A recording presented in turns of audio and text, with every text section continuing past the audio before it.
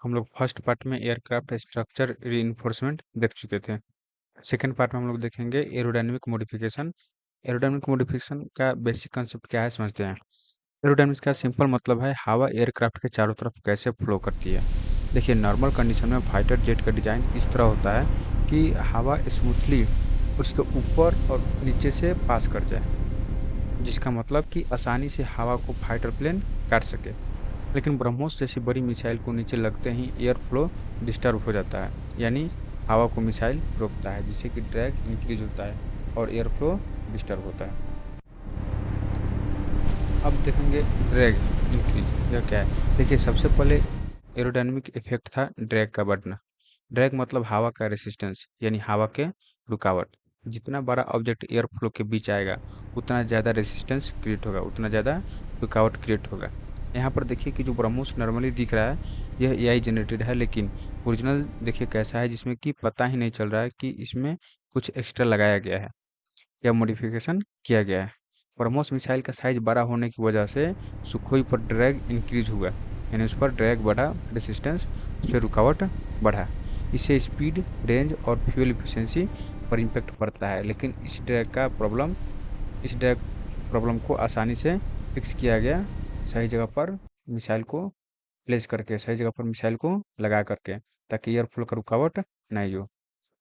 अब देखिए ब्रह्मोस को लगाने के This बाद एक diagram और shows an problem I, aircraft's center और of वो है gravity centre before of integrating the gravity BrahMos shift. missile. यानी जो After gravity integration, shift the है, missile is centre of added and gravity है, causing the वह center over shift हो चुका maintaining था। the craft shift अब rearward. Drag के कारण सिर्फ हवा ही डिस्टर्ब नहीं हुई, एयरक्राफ्ट का बैलेंस भी चेंज हो गया, क्योंकि 2.5 टन का मिसाइल नीचे जुड़े होने से एयरक्राफ्ट का centre of gravity shift This हुआ, जो diagram कि shows an aircraft's center of नीचे gravity और before थोड़ा सा integrating the आगे BrahMos शिफ्ट हुआ। missile.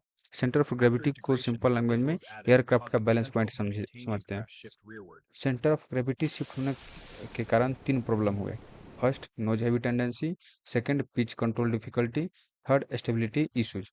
इसमें तीनों प्रॉब्लम को समझते हैं डिटेल्स में। देखिए जो फर्स्ट है नोज हैवी टेंडेंसी, यह क्या होता है।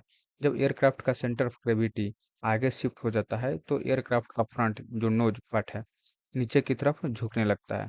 इसको ही कहते हैं नोज हैवी टेंडेंसी। जब वेट आगे शिफ्ट होता है तो एयरक्राफ्ट का मुंह खुद ब खुद नीचे झुकने लगता है।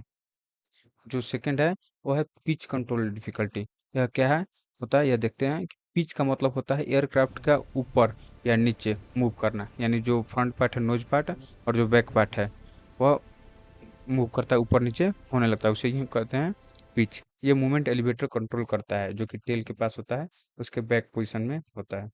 जो थर्ड है स्टेबिलिटी कंट्रोल इशू। जब बैलेंस और एयर फ्लो दोनों चेंज होते हैं तो एयरक्राफ्ट रोल, पिच और यॉ में इनस्टेबिलिटी दिखा सकता है। रोल मतलब साइड में टिल्ट होना, यानी एक तरफ झुकना।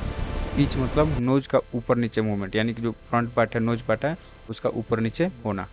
यॉ का मतलब होता है लेफ्ट राइट डायरेक्शन स्विंग, यानी कि कभी लेफ्ट कभी राइट में मूव करेगा, झुकेगा। ठीक है।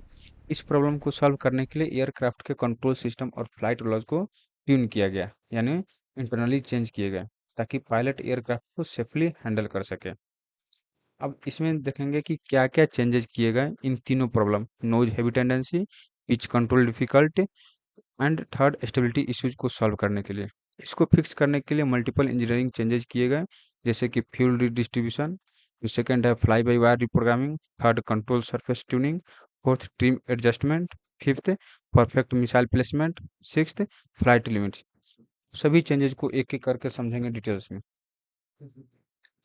फ्यूल रिडिस्ट्रीब्यूशन सिस्टम, ये चेंजेस क्या है। एयरक्राफ्ट के फ्यूल टैंक्स का यूजेज पैटर्न चेंज किया गया। फ्यूल को स्ट्रेटेजिकली रियर या बैलेंस्ड टैंक्स में शिफ्ट किया जाता है। यह चेंजेस क्यों किया गया, क्योंकि फ्यूल एक मूवेबल वेट है और सेंटर ऑफ ग्रेविटी को बैलेंस करने के लिए बेस्ट टूल होता है, और इस तरह एयरक्राफ्ट अपने फ्यूल को ही वेट बैलेंस करने के लिए यूज कर लिया, और इस तरह सेंटर ऑफ ग्रेविटी को वापस ऑप्टिमल यानी नॉर्मल पोजिशन में लाया गया। जो सेकंड है वह है fly by wire tuning. Sukhoi 30 MK एक एडवांस्ड एयरक्राफ्ट है और इसमें fly by wire control system use होता है। इसका मतलब पायलट का इनपुट डायरेक्ट मैकेनिकल कंट्रोल से नहीं बल्कि कंप्यूटर के थ्रू प्रोसेस होता है।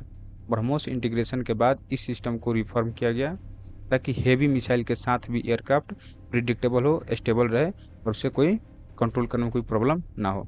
यह चेंज होने के बाद अब एयरक्राफ्ट खुद समझ जाता है कि उसका बैलेंस चेंज हो गया है और एयरक्राफ्ट अब ऑटोमेटिकली पिच या रोल यानी एक तरफ झुकना ये सब नहीं करेगा। ठीक है, उसके बाद ये खुद से ही ब्रह्मोस मिसाइल होने के बावजूद भी खुद को प्रिडिक्टेबल करेगा और आसानी से खुद को कंट्रोल कर सकता है। जो थर्ड है वो है लोड डिस्ट्रीब्यूशन ऑप्टिमाइजेशन। क्या चेंजेस हुआ इसमें? इसमें missile placement exact centre line पे रखा गया, यानी कि जो मिसाइल है उसको सेंटर पे रखा गया। इंटरनल वेट डिस्ट्रीब्यूशन ऑप्टिमाइज किया गया, मतलब इंटरनल वेट सही से डिस्ट्रीब्यूट हो जाए ऐसा मिसाइल को प्लेसमेंट किया गया, ऐसा मिसाइल को रखा गया। यह क्यों किया गया? ऑफ सेंटर वेट यानी मिसाइल का वेट अगर इक्वली डिस्ट्रीब्यूट ना हो तो सेंटर ऑफ ग्रेविटी और अनस्टेबल बन जा बना देता है, सेंटर ऑफ ग्रेविटी और अनस्टेबल बना देता है, जिसके कारण एयरक्राफ्ट नॉर्मल टेक ऑफ नहीं कर पाता। यानी सिंपल वे में समझे तो मिसाइल का पोजीशन एक इंच भी इधर उधर होता तो एयरक्राफ्ट अनस्टेबल हो सकता था। इसका रिजल्ट क्या हुआ कि इसके ये चेंजेस करने के बाद इसमें बैलेंस्ड वेट डिस्ट्रीब्यूशन हुआ और एयरक्राफ्ट अब नॉर्मल टेक ऑफ कर सकता है मिसाइल के साथ। इसके बाद कंट्रोल सरफेस ट्यूनिंग किया गया, यह चेंज किया गया तो नोज हेवी कंडीशन है जो फ्रंट पार्ट है यह इसमें ज़्यादा एलिवेटर मतलब नोज से ज़्यादा फोर्स चाहिए होती है।